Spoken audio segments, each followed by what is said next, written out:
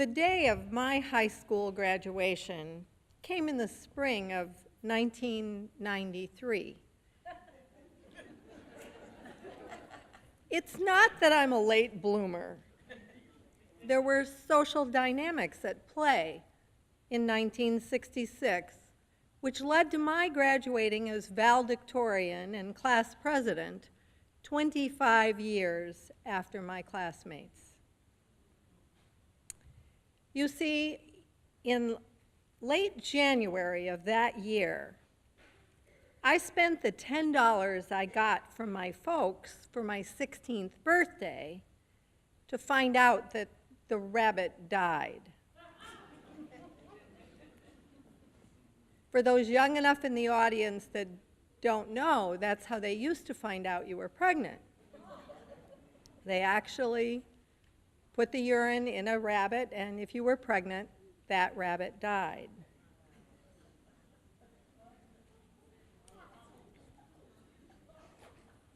A few weeks later, I became Mrs. John Basham, and on October 3rd of that same year, I became a mother.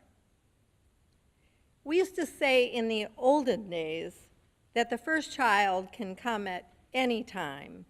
The ones after that usually take 9 months.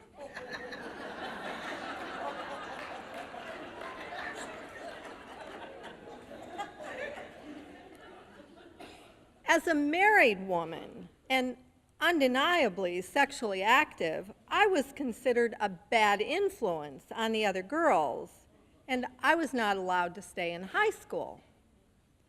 It was so ironic, too. My husband, John, hated going to school, especially since he was now working 2 jobs to support a wife and a baby.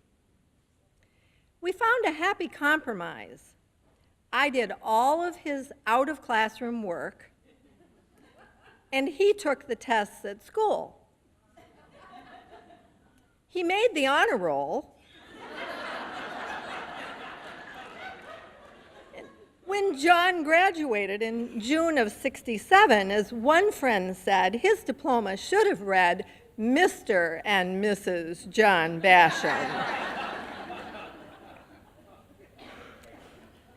By my 40s, while studying energy medicine, I began having vivid dreams of being in the womb where I felt unwanted, unloved, and afraid. I was learning about hypnotic birth regression, even though I had no idea what I would find when I opened the door to my pre-birth experience. I had reason to try it for myself. Driving to the appointment, I was as nervous as a feral cat on the way to the vet. But not knowing was sheer agony. I had to explore what was actually there. I sat in my car, willing myself to open the door. I was in a tug of war with myself. Wasn't this a step toward my own inner freedom? When I finally opened the car door, slid reluctantly out from under the wheel, and put my feet on the ground, it was as though my legs belonged to someone else. It was only a matter of minutes, but seemed as though a lifetime had passed since I shut off the engine. I looked down on the ground and spotted a penny.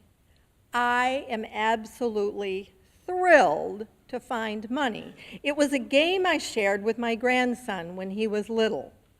I would save all the found money between visits, and when we got together the next time, he chose how to spend it. We had ice cream. We bought Tootsie Roll Pops. We saved it long enough to go to the movies. Grateful for the distraction, I bent to pick up the penny.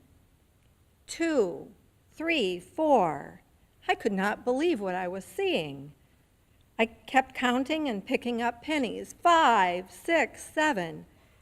I now had a handful. 8, 9, 10.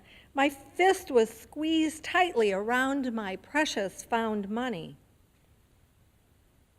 33 pennies, to be exact. I knew that number was significant. Jesus was 33 when he was crucified, I whispered out loud. The thought made me brave inside. Womb regression was not an ordinary session as you might think of one. It certainly was not like the movies. There was no psychiatrist's couch. I did not levitate. In fact, I was in a room totally by myself. I was instructed to sit in a recliner, cover myself with a light blanket, and put on a set of headphones. Throughout the entire session, the therapist was in another room watching me via closed-circuit TV while he sent hypnotic scripts and specifically selected music to my headset. A version of Max Ehrmann's Desiderata came into my ears. You are a child of the universe, no less than the trees and the stars. You have a right to be here. I began sobbing as those words reached into my soul. A few days later, I told my mom about the session. I asked her if she could share anything about her pregnancy that might account for my feelings. I had syphilis when I was pregnant for you. I did not know if you would be okay. At the same moment, my mother discovered that her rabbit had died. She had also received the news that she had a sexually transmitted disease, a result of my father's indiscretion. My father had had sex with another woman, and my mother had had sex with him.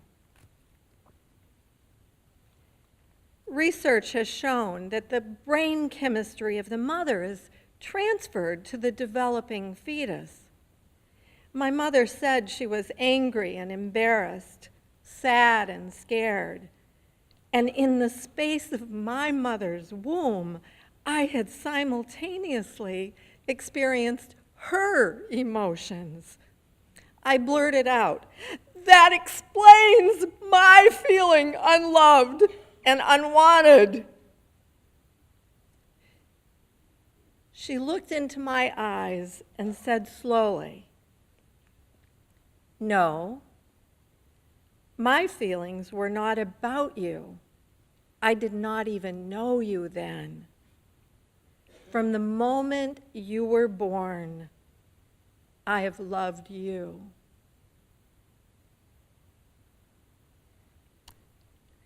My mother died in May of 2003, and I know it was deeply important for both of us that we had that conversation. Obviously, my teen pregnancy, what turned out to be my only, was not a planned pregnancy. We've always made sure that our beautiful daughter knows she was loved and wanted, regardless of the circumstances. We told her she is an only child because we could not improve on perfection.